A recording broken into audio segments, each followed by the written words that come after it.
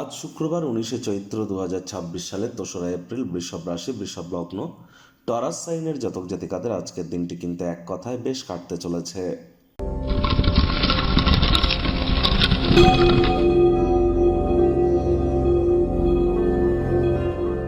ভিডিওটির শুরুতেই আপনাদের সকলকে রাজযোগ চ্যানেলের তরফ থেকে গুড ফ্রাইডের হার্দিক শুভেচ্ছা ও অভিনন্দন রইল। খ্রিস্টান ধর্মাবলম্বী মানুষজনদের কাছে আজ এই গুড ফ্রাইডের মাহাত্ম্য কিন্তু অত্যধিক হয়ে থাকে।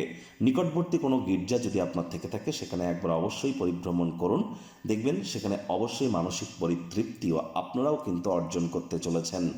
আর আজ যেহেতু শুক্রবার, অবশ্যই শুক্র গ্রহের বীজমন্ত্র ওম দ্রাং দ্রিং দ্রং স শুক্রায় নমঃ, এটি সকাল দুপুর সন্ধ্যা 3 বেলা মিলিয়ে 108 বার করে জপ করুন, অত্যন্ত উপকৃত হবেন। আজ সাদা বা হলুদ রঙের বস্ত্র সামগ্রীর প্রয়োগ আপনারা একটু বেশি করে করুন। মহিলা বিবাহিত যারা আছেন তারা অবশ্যই আজ শুক্রবার হওয়া সত্ত্বেও আপনারা সাজুগুজু করে মাতা লক্ষ্মীর মতো সাজুগুজু করে আজ লক্ষ্মীর ঘটের সামনে বসে লক্ষ্মীর পাঁচালি পড়ে নিজের মনস্কামনাকে জ্ঞাপন করুন। আর অবশ্যই পুরুষ যারা আছেন তাদেরকে বলবো, স্নানের জলে হাফ কাপ কাঁচা দুধ অথবা 1 ছিপি গোলাপ জল অথবা 3-4 ফোঁটা আতর বা ইত্তার দিয়ে স্নান আপনারা করতে যেন ভুলবেন না।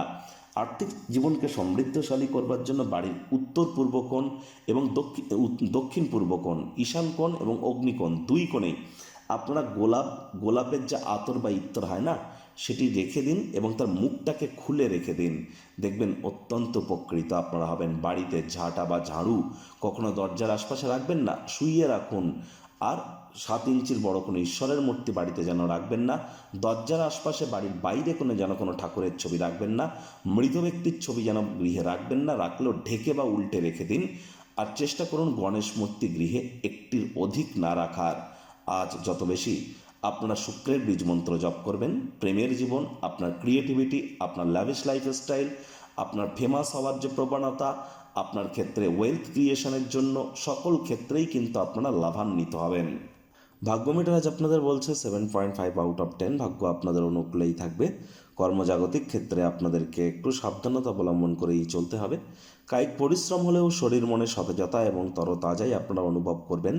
দীর্ঘদিনের পুরনো রোগশোক অসুস্থতা থেকে আজ মুক্তি প্রাপ্তি করবার দিন, পরিত্রাণ প্রাপ্তি করবার দিন। অর্থগত ব্যাপারে আয় ইনকাম বাড়বে। নতুন উদ্যোগ পরিকল্পনার পাশাপাশি নতুন নির্মাণ কার্যের শুরুয়াত আজ করা যেতেই পারে। আশীর্বাদ সৌভাগ্য আপনাদের পথে আসায় অতীতের কঠোর পরিশ্রমগুলির ফল আপনার অবশ্যই ইচ্ছাগুলিকে পূর্তি করতে চলেছে। চাকরিজীবীদের অফিসে কম কথা বলে কাজ বেশি করতে হবে, মনের থেকে মস্তিষ্ককে বেশি দাম দিতে হবে। কোনো প্রকার অফিস পলিটিক্স বা গসিপিংয়ের অংশ যেন হবেন না, বসের কিন্তু কুনজরে আপনারা পড়ে যেতে পারেন। আজ যারা অফিসে কাজ করেন, অধস্তন কর্মী যারা আপনার থেকে নিচে যারা কাজ করে, প্রত্যাশামাফিক কাজ না করায় বিচলিত হতেই পারেন। মেজাজ হারালেই কিন্তু ক্ষতি। আয়েস আমোদ প্রমোদ বিনোদনের জন্য দিনটি দুর্দান্ত। নতুন জিনিস জানা বা শেখার প্রতি আপনাদের নজর কিন্তু কেন্দ্রীভূত করা উচিত। রাজনীতিবিদদের জনসংযোগ বৃদ্ধি করতে হবে।